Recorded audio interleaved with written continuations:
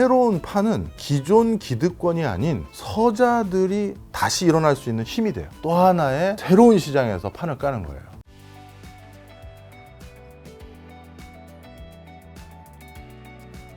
그러면 이제 다른 섹터 중에서는 좋게 본 게 있나요? 뭐 자동차, 그다음에 뭐 인터넷, 그리고 뭐 제약바이오, 그리고 2차전지, 코스피 이제 시총 뭐 20이 아닌 요 정도 5개가 주요 섹터죠. 저는 이 단어가 너무 주식시장에서 또 혼탁하게 이용돼서 굉장히 네거티브해졌는데 그래서 저도 이 단어를 싫어하는데요.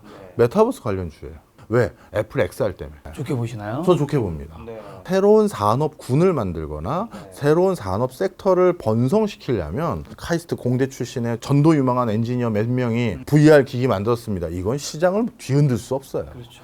애플 정도가 된 회사가 움직여줘야 전 세계 보도 타고 연간 1000만 대 이상씩 팔고 하는 거거든요.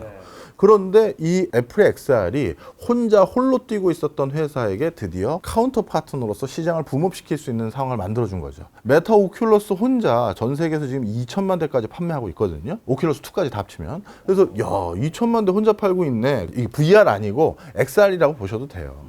그래서 이 오큘러스 기기를 혼자 이제 날아다니고 있었는데 나름대로 그냥 열심히 하고 있었는데 성과가 있던 없던. 그런데 애플이 이 판에 꼈단 말이에요. 솔직히 쓸모도 별로 없었는데 아이패드 샀던 거 기억나시죠? 솔직히 아이패드에 뭐 앱도 별로 없었어. 그런데 와 너무 갖고 싶다. 야 저거 간지난다. 간지나잖아요.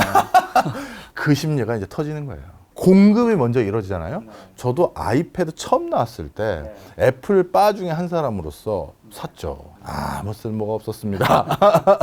그런데 아이패드 버전 2나 3 됐더니 할 게 많아졌어요. 네, 진짜 많아졌어요. 그런 사람들이 이제 부스트를 키기 시작했고 그래서 삼성이 원래 올해 안에 내놓겠다라고 했던 삼성, 퀄컴, 구글이 연합해서 만들 XR 기기 아마 내년에 출시할 것 같아요. 그것까지 출시되면 이제 어떤 판이 생긴 거다? 옛날에 스마트폰 같은 우리 집집마다 새로운 카테고리 생긴 탭, 패드, 뭐 타블렛 이 카테고리에 준하는 뭐가 하나 또 생긴 거예요. 하나 새로운 게. 그러면 이 새로운 판이 생겼을 땐 거기서 새로운 강자들이 들어서고요. 그리고 그동안 서자였던 사람들이 치고 올라가요. 이게 또 중요해요. 서자였던 사람들. 우리 오늘 유튜브 촬영하고 있으니까 유튜브로 말씀드릴게요. 항상 새로운 판은 기존 기득권이 아닌 서자들이 다시 일어날 수 있는 힘이 돼요. 이 더 쉽게 말씀드리면 유튜버 중에서 각광받거나 잘 나가는 사람들의 공통점이 있어요. 공중파와 지상파에서 밀려난 사람들이에요. 가만히 보세요. 우리 그분에겐 송구한 말입니다만 일본인 흉내내는 다나카 이분이나 그분 같은 경우도 원래 개콘인가 우차사의 개그맨이셨잖아요. 그런데 본인이 그 활동할 때는 그렇게 뜨지 못했어. 공중파에서 또 부름을 받으려고 했는데 이제 불러주는 데도 없고 유튜브라는 마이너리그에서 철치부심한 거예요. 그랬는데 여기서 다시 주류가 됐죠. 우리 홍진경 탤런트 그분도 마찬가지죠. 원래 방송 꽤나 하다가 한동안 안 보였어요. 그런데 공부왕 찐천재인가 그 채널로 100만 유튜버 되고 막 하더니 다시 공중파에 부름을 받았어요. 항상 어떤 주류 시장이 있거나 그 주류에서 기득권이 생기면 밀려난 사람들은 세컨 티어의 시장에서 뭔가를 놀다가 그런데 그 세컨 티어가 다시 주류가 되게 돼요. 지금은 공중파가 비주류죠. 공중파가 오히려 유튜브에 허전돼 있잖아요, 지금. 여기가 이제 주류가 돼버린 거예요. 근데 여길 키운 사람들이 누구다? 주류에서는 쟤를 왜? 하는 사람들이 여기서 이제 각광을 받은 거죠. 근데 지금 유튜브가 또 레드오션이 돼가고 있어요. 맞아.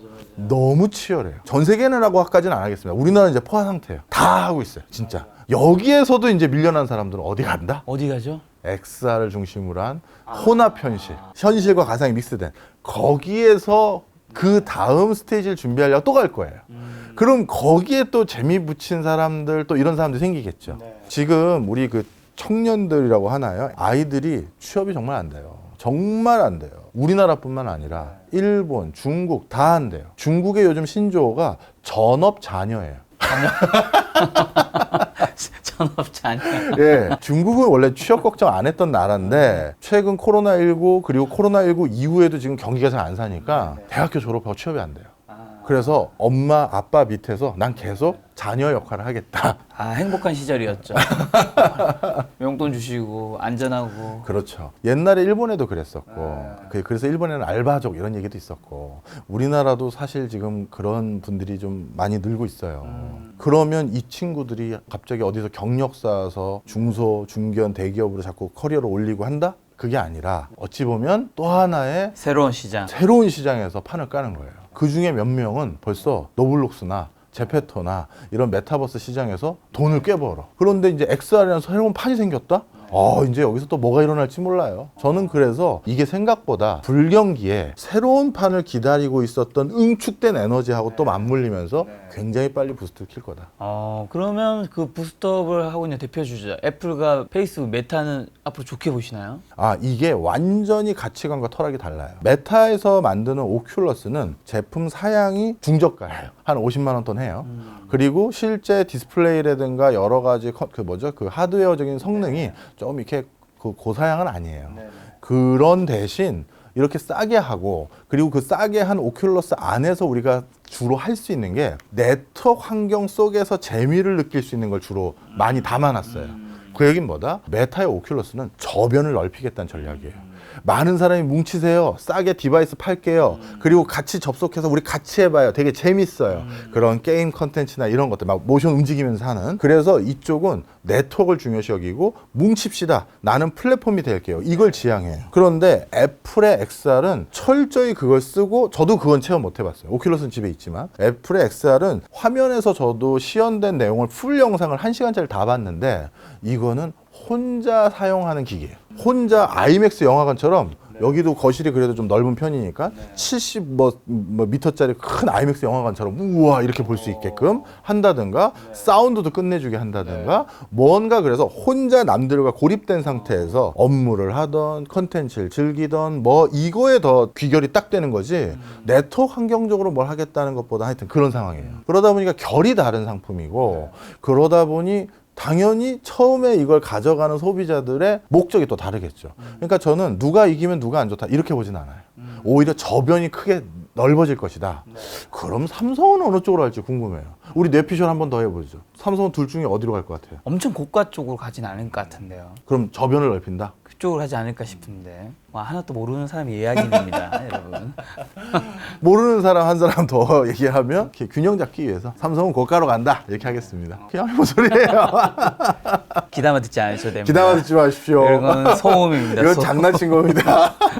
자, 그러면 이제 미국의 이제 대표적인 테크주 이제 방금 두 회사 나왔는데, 그 밖에도 뭐 구글, MS, 아마존, 엔비디아, 테슬라가 있잖아요. 이 중에서 좀 좋게, 앞으로도 좀 좋게 보는 쪽은 어느 쪽이세요? AI와 관련된 회사들도 좋게 봅니다.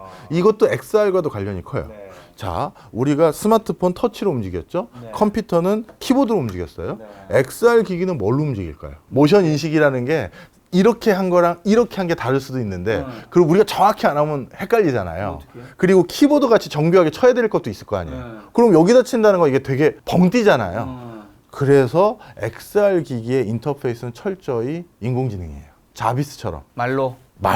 챗 GPT의 자연어 처리 보이스 버전이라고 보셔도 돼요. 그러면 이 인공지능 기술이 XR에서도 부착돼서 활용되면, 아까 오큘러스 2천만 대 팔았다고 했잖아요. 굉장히 또 빨라지고 XR 기기에 대한 또 성능에 대해서도 사람들이 만족감이 높아지겠죠. 그런 차원에서 지금 AI 관련된 기술을 굉장히 빨리 치고 나가면서 발전시키고 있는 바로 구글, 그 다음에 오큘러스도 AI 기능을 거기 많이 붙여놓고 있어요. 그런데 애플은 아직 AI에 대해서 이렇다 할 그게 없어요. 애플은 XR 기기 자체에 대한 성과를 좀 지켜봐야 될 것 같고, 그 다음에 나머지 구글이라든가 AI 기술을 좀 많이 진두지휘해서 발전시키고 있는 기업들이 저는 전도유망해 보입니다. 그리고 그런 AI와 관련돼서 하드웨어를 납품해줘야 되는 엔비디아는 역시 무서운 회사네요, 역시.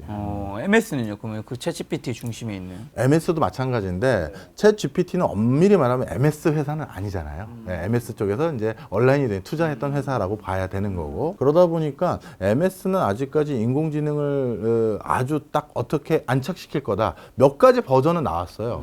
저도 시운전하는 걸 우리 김덕진 소장님이 옆에서 하는 걸 보여주셨거든요. IT 소장님이신데 한번 보시죠. 아주 굉장한 분이세요. 소장님이 옆에서 뭘 보여주셨냐면 본인이 이제 MS로부터 먼저 시범판을 이용할 수 있는 거를 한번 받으신 거예요. 우리 워드, PPT 여기에 우리 워드 치거나 또는 PPT 만들 때 그 위에 여러 가지 메뉴 창이 있잖아요. 그 메뉴 창 중에 아예 이제 인공지능이 들어가요. 뭐 좀 해달라고. 거기다 치면 해줘.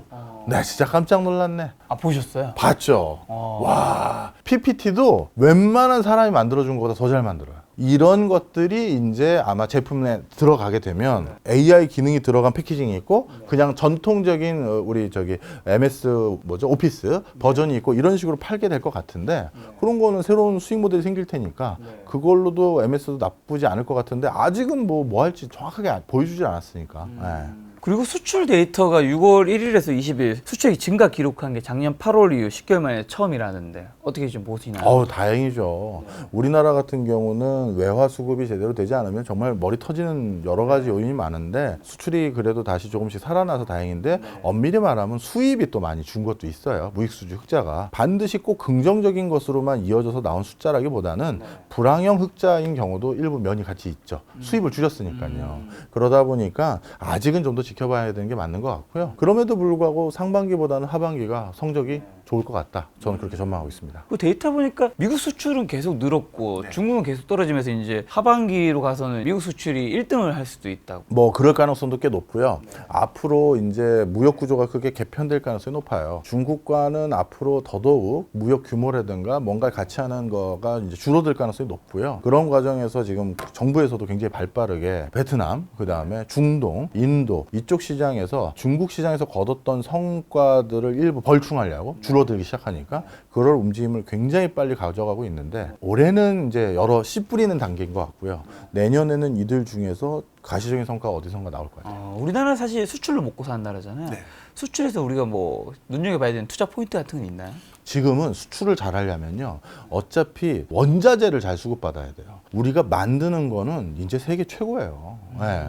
전 세계에서 제가 자주 요즘 어디 강의 갈 때 드리는 말씀이에요. 전 세계에서 2차 전지, 반도체, 전기 자동차 이 세 개 다 잘 만드는 나라 있어요? 한국 말고 없어요. 대만 2차 전지 안 하고 전기 자동차 안 만들잖아요. 그다음에 일본도 나름 세 개 하는데 전기 자동차 같은 경우는 도요타 같은 경우 모델 하나 출시했다가 전부 리콜됐고 한국에서 전기 자동차 모델 몇 개 나올 때까지 도요타 아직 제대로 된 거 아직도 못 냈어요. 그만큼 나머지 회사는 이루 말할 것도 없고 지금 반도체, 2차 전지, 전기 자동차라는 미래 시장에서 지금 우리만큼 할 줄 아는 사람 없어요. 조금 전 자신감을 가지셨으면 좋겠고 그런 회사들 중에서 누가 리딩 회사고 결국 하청업체라는 건요. 납품하는 회사들이 대부분일 거 아니겠습니까? 그 납품하는 회사들은 어떻게 보면 경영 전략이 간단해요. 갑자기 삼성이 갑자기 현대차가 우리 원통형으로 납품해 주세요. 그걸 만드는 거예요. 그렇죠. 네모난 걸로 해주세요. 그럼 그걸 만드는 거예요. 그래서 그 앵커 기업이 뭘 한다. 그리고 앵커 기업이 잘 팔려서 얼마씩 발주하느냐가 그 밑에가 이제 되는 거거든요. 다 연결된 거죠. 그렇죠. 따라서 지금 그 앵커 기업들의 성적표를 보면 되는데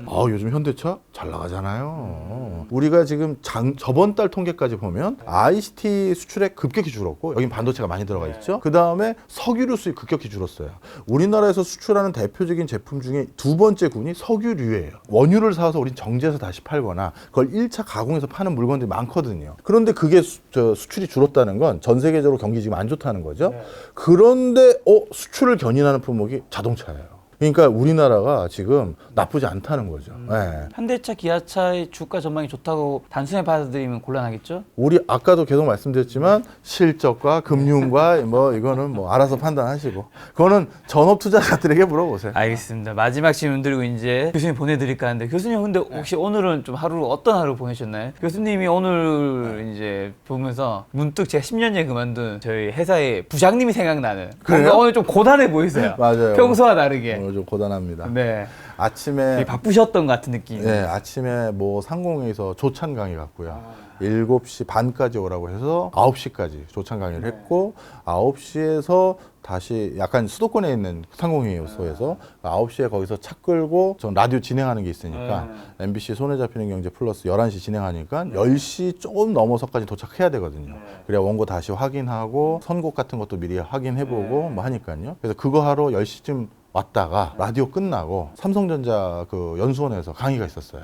그래서 수원 쪽에 거기 가서 강의를 하고 오늘 차가 비 와서 엄청 막혔거든요. 그래서 2시간 20분 만에 다시 마포로 수원에서 여기까지 오는데 2시간 20분. 여기까지 오고. 두둑히 강연을 챙기셨네.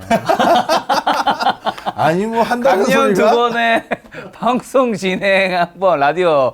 아유 강연료 또 굉장히 높으시잖아요. 아유, 왜 이러세요? 교수님 아유, 집에서 아유. 맛있는 치킨 한 잔, 맥주 한 잔 드시면서 이제. 나 오늘 맛있는 거 사드리려고. 네. 아유 감사합니다. 그럼 소고기로 메뉴를 바꾸도록 이런. 하겠습니다. 그 고단한 강연료가 들어오기 전에 제가 먼저 약간 스틸하도록 하겠습니다. 마지막 그러면 올해 하반기 투자 포인트랑 눈여겨봐야 할 변수만 좀 잡아주신다면. 한국 실력 있는 나라입니다. 네. 그리고 그만큼 쟁쟁한 인력들이 다음 스테이지를 준비하고 있어요. 조금 시간을 주시고요. 믿어주시고요. 그렇게 해서 좀 기다려보시면 좋은 회사 골라서 저는 성과가 있을 거라고 보고요. 단 그 좋은 회사의 상황이 안 좋아지거나 내부 CEO가 나쁜 짓 하거나 이런 변수들이 있을 수 있어요. 그렇기 때문에 우리 김작가 TV 같은 걸 계속 보시면서 저희 같은 사람이 언제 또 말을 바꾸는지 살펴서 발빠르게 포지셔닝 바꾸고 포트폴리오 바꾸셔야죠. 요거는 뭐 사실 재테크 콘텐츠와는 관련 없는 질문인데 누구나 이런 스피치에 관한 고민이 있으니까 저도 경제 전문가분들 만나고 인터뷰 많이 하면 각자의 다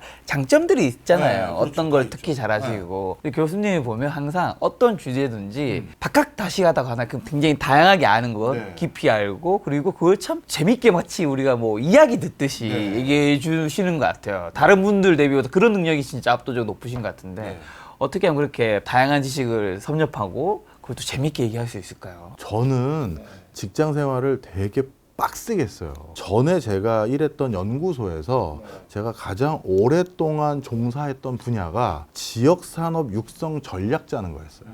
이게 그렇게 막 국가에서도 인정받는 그런 좋은 보직도 아니에요. 어떤 정권 때 지역 균형 발전이라는 테마를 중요시 여기는 정권들이 있었어요. 그때만 좀 이게 좀 뭔가 중요도가 높아지는 그런 일인데 원래 저는 다른 일을 하고 있었는데 그쪽에서 종사하고 있는 분들이 같이 좀 해봅시다. 이거 가치 있는 일이고 의미 있는 일이에요. 진짜 봐도 좀 가치가 있어 보였어요. 예, 저도 그래서 마침 제가 그때 모시고 있던 팀장님은 뭐 어디 전남대학교로 어디 교수로 가시게 됐고 그 팀장님한테 미안할 것도 없이 그러면 새로운 사람 오기 전에 제가 갈게요 해서 이제 글로 갔죠. 그게 내가 나를 갈아먹는 일이었네. 지역산업 균형 발전을 한다는데 14개 시도가 주력산업이 다 달라. 저기 송도랑 얘기했더니 바이오 뭐 삼바부터 해서 그런 얘기하고 있고 충남은 디스플레이, 울산은 저기 조선, 강원도도 또 바이오 헬스케어. 와, 그러다 보니까 그 각각의 지자체의 육성 전략 검토하고 짜고 예산 심의하고 평가하고 하는데 그거 다 알아야 될 거 아니에요. 그 동네에서는 예산 따러 또는 심사 받으러 또는 지역산업 육성 그 예산 수령하려고 그 동네 대표 선수 데리고 오거든요. 예를 들어서 경북발전연구원에서 뭐 예를 들어서 경북이면 섬유라든가 안경이라든가 이런 거로 대표하는 그 박사 온단 말이에요. 그럼 저한테서 구라치는 거예요. 이게 뭐 다 됐고 요거만 주면 끝나고 막 해요. 그거 찔러야 되잖아요. 아닌 것 같은데 자 봐봐. 이거는 이렇게 통계를 해석하면 안 되지 얘기를 해야 되잖아요. 그러니 미치고 환장을 놓으신 거예요. 그때 갈아 넣었던 것들이 지금의 아주 교수님의 내공에 대한 내공인지 모르겠는데 아는 척은 좀 해요. 어쨌든 여기서 이렇게 털어낼 수 있는 턴다. 알겠습니다. 교수님과는 하반기 때 시간 또 한번 마련하도록 하겠습니다. 오늘 만나는 손님은 박정호 교수님이었습니다. 지금까지 여러분 소중한 시간 함께 해주셔서 정말 감사합니다. 오늘도 김 작가였습니다. 고생 많으셨습니다. 고맙습니다.